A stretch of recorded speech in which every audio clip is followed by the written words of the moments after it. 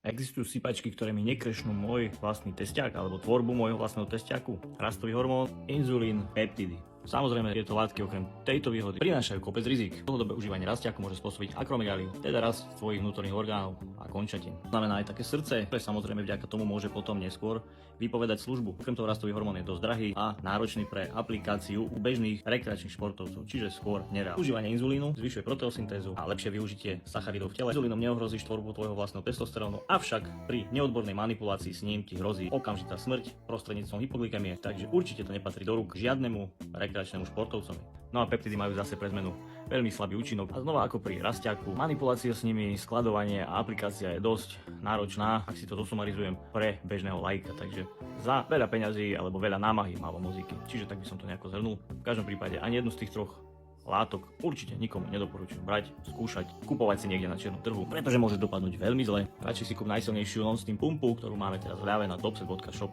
Jo, ak ma ešte neodoberáš, tak nezabudni mi hodiť follow. Dík.